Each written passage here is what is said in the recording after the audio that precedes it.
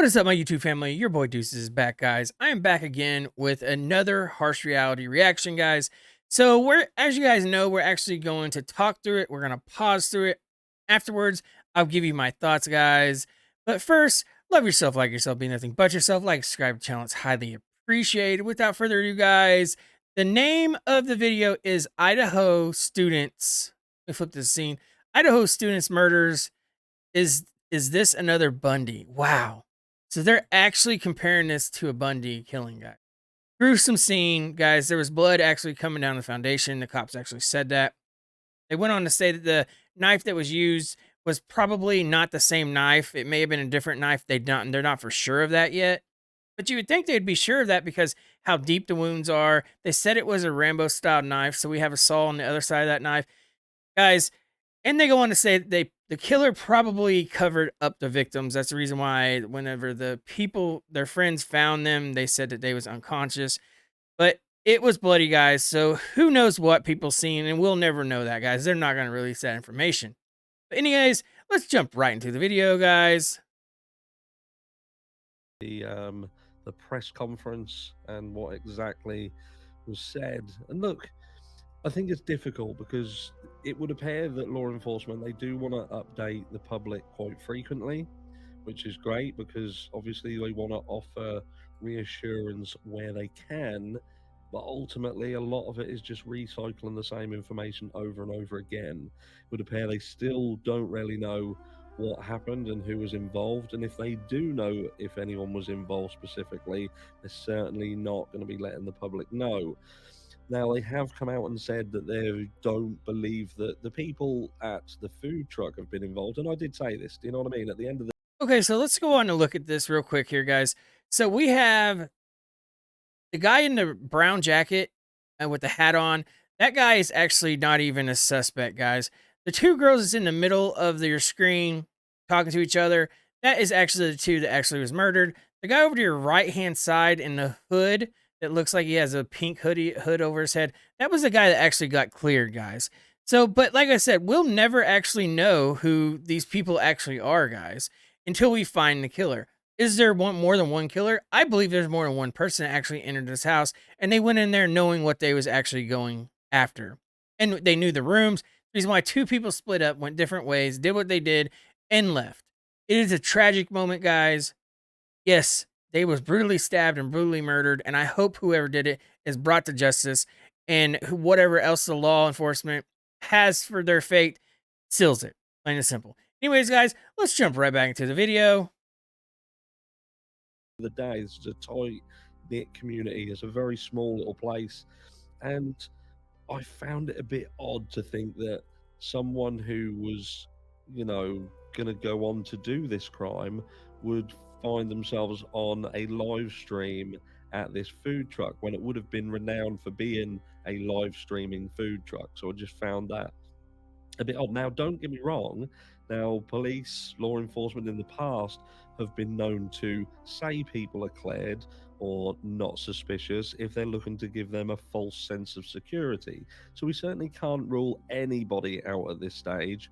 But the fact that they've said this does move in line with what I did believe to be, you know, possible.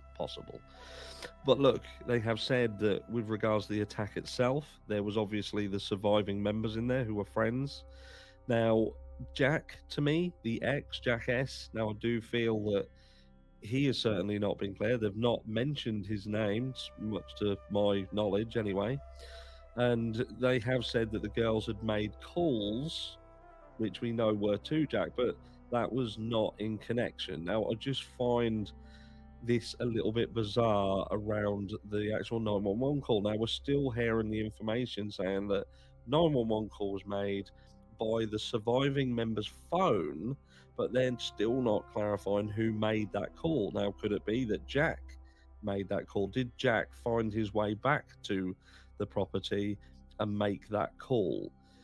The fact that whoever made that call, and again, there's been speculation on how that was put across in the terminology, but ultimately it's still stating that this call had said that it was someone who was found unconscious. So we're still caught between that, right? So there's a difference between finding someone and believing them to be unconscious, but then finding out later that they've been stabbed to death. I just And guys, that is 100% correct because we know that the sheets are on the bed, the covers are on the bed. Whenever all this is going on, guys, the police said that there was actually blood all over the walls, guys. So these people had to know. This person that made this phone call had to know that they was more than unconscious. They was dead. They had to have known that, guys.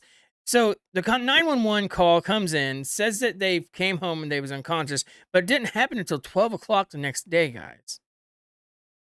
So what happens between the time that this person entered the home to the time that they was brutally murdered? See, that's something we'll never know. I do know that the girl went on, one of the blonde girls went on to actually, one of the girls went on to actually have a TikTok, and so did the other girls. So the two friends had TikToks, and they showed the layout inside their house on many of their TikTok videos. So we do know that part of it too. But as far as them calling Nick, guys, it's almost like they called to him frantically over and over again. Like they needed to find something out. Like they knew something. Like they had a question. Maybe they need to get a hold of him to actually get a message to somebody else. Maybe they knew it was going to happen. Maybe they got a threat before then. We just don't know that yet. Or the police actually knows what's going on, and so be it. So they have all the information they need. Now they just need to find the killer. That's something that us we don't know. Only police officers, law enforcement, FBI agents, and whatever else is actually the only ones that knows. One of them goes on to say that they actually had a stalker 2 months ago. She turned that in, guys. So could this be the stalker guy? What about the guy that was on the bicycle with the backpack that they saw? They haven't found him to question him. All this is ridiculous. It's crazy, guys. What happened to these four students? I want to find this out, guys. Anyways, let's get right back into the video. that's some confusion to me. Um, he's literally gone to sleep. Is it? I must be boring. So, look, at the end of the day, we're still not really any further forward. We've still got the fact that the public are going to be very scared. Pupils are going to be very, very scared. We don't know whether there's some lunatic going about, and this is going to be a Ted Bundy esque style escapade. They're saying it was targeted, but I can't see how you can trust that. How do they know? I do not think it was targeted. I think this is all over hate. I think it was jealousy because it plays out too much, guys. They're at a sorority party, okay? They're at a bar before that. They're at a food truck that is well known on Twitch, guys, as a I forgot what they called this truck, but it was a well-known food truck that actually live streamed everybody outside and the employees inside the truck. And I'll be honest with you, when I first seen this truck, when I seen the camera footage of the cops is released, I thought someone actually may have poisoned them. That's what everybody thought. That's what all the speculations went towards. But come to find out, that's not what it was, guys. So everybody's been cleared, but we're not never going to know whether who has been cleared or not because cops are going to say this to actually persuade people, calm down. All this is going to calm down, and then evidence is going to come forward, and we will find the killer. I have 100%. I know that we will find the killer. Look at Bundy, guys. Look at Charles Manson. Look at B2K. Look at all them people they was found. And this person is no different than, well, a killer, a serial killer, killed four people at one time, guys. And I still believe that there was more than one person behind this killing. They knew what they was after. They went in there and did it and got out. Anyways, guys, and nothing was even stolen. That's another thing. So this wasn't a robbery. They knew what they was after and what they went to do. Anyways, let's get right back to the video, guys. Know it was targeted if they have no suspects whatsoever? The only thing that to me would make them believe and to say that it was targeted is if they feel that the perpetrator was connected to one or more of these students. And again, that then brings into question Jack. Now, I'm not saying that Jack is guilty of anything, guys. Please don't think I am. I'm just looking at the information and trying to read between the lines. And to say it's targeted means that they feel that it was someone who had a connection to these victims in some way, and that it wasn't just some random attack. Now, it might just be because this place has not seen anything like a murder in around 5 years, I believe. So then, when something like this happens, it does then lead you to believe that, look, is this an altercation? Is this something that has gone And they also go on to say that this murder was the most brutally murdered scene that they have ever seen in most of their careers, guys. That should tell you a lot. Anyways, guys, let's jump right back to the video. gory? But again, they're now saying that these people, there was no sign of SA, and it was seemingly that these people were asleep at the time that this attacker came in and did what they did. Some have defensive wounds. It'll be interesting to know who did and who didn't, because I believe it was said they're going to be looking into what injuries were on the specific victims, because that would tell who the main target was.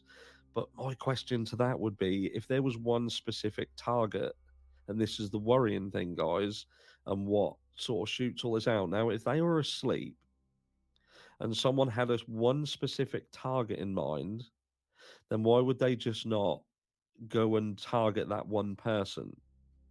There's less of a risk, and they're literally, because they're on different floors as well. You know, you've got two on each of two different floors.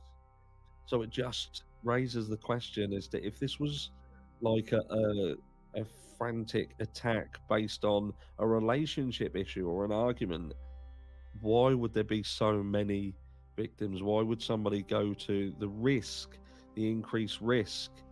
And guys, that is 100%. That look what leads me to believe there was two people behind this killing, guys. So you have two people entering two different floors. If there's one person, someone upstairs is actually going to hear somebody getting brutally stabbed. That's just common sense, guys. So someone had to have either heard this or there was two people. But if someone would have heard it, why wouldn't they have called the cops? You know it. You know downstairs on the second floor, it took a while for that killer to do what he had to do to move upstairs, guys. But then again, they say that they're used to noises. That's what the cops released. The teens, the college students, whoever it may be, is actually used to the noises around the neighborhood. But you going to tell me that they hear noises like this all the time? No, I'm sure they do not. Like I said, the cops said this was the most brutal murder that they have seen in most of their careers, guys. It's very sad. And as far as the second and third floor goes, I doubt if they went up the third floor because they from the outside, because they would have had a ladder. So they had to went through the second floor, sliding glass doors, opened it, and right off to the left is actually a bedroom, and then the stairs go up to the third floor in the middle of the living room. That was actually seen on one of the girls' TikTok videos. And yes, it has been released that one of the girls actually fought back as well. She had stab wounds to her hands and everything else. So the other ones they actually say was asleep. So, but that is very hard to believe because the last stab wound was actually in the chest, guys. That goes to tell me that they actually rolled over, and I'm sure they seen who was actually doing this to them, guys.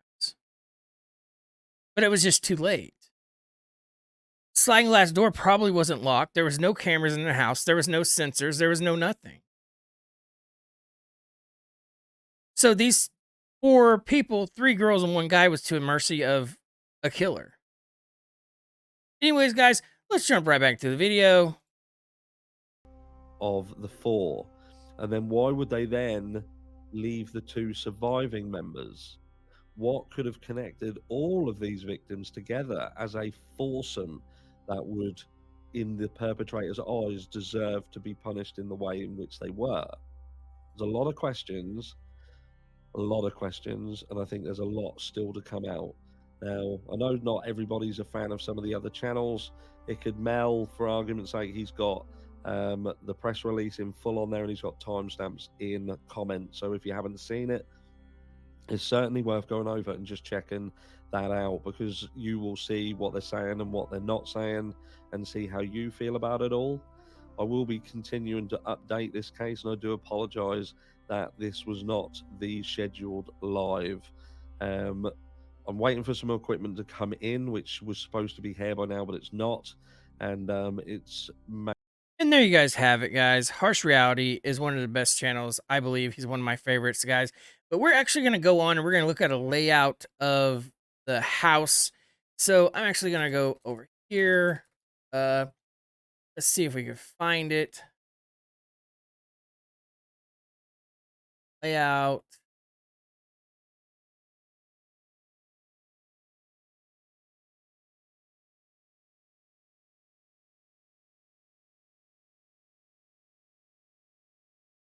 So let's go over here. So I did find it, guys. So I'm actually going to screen share this with you guys right now. So there's all kinds of stuff they're saying, guys. So, I mean, as far as it goes, we have this one right here. So this one actually goes on to show some of the stuff here. So at on 11/13, Kylie and Maddie at Grub Truck. So this is a Grub Truck guy. Okay. So and then you go over here and there's Maddie at the corner club right here. And then down here, you go on down here at Residence. Okay. And then here's Exama party. So they was all over, guys. But right here is a residence. So they got to draw a ride from the food truck right here by a private driver. Okay. So, I mean, guys, that goes to tell me that somebody knows something. Okay. Why doesn't the private driver, why haven't they asked him about what conversations that he's heard? I'm sure they was on the phone with somebody. They was frantically calling Jack. Why was they frantically calling him, guys? It makes absolutely no sense to me. There's something behind this murder. I do believe there was 2 people who entered the home. 2 people actually killed the people. 4 people that the 2 people had killed. Now that's not what's said. That's actually my thoughts, guys. It is said that one person killed 4 people. So, but I just don't see that possible, guys. Anyways, I'm gonna jump out of here, guys. But first, love yourself, like yourself, be nothing but yourself. Like and subscribe to the channel. It's highly appreciated. Without further ado, guys, your boy Deuce is out. Thank you guys. Have a good one.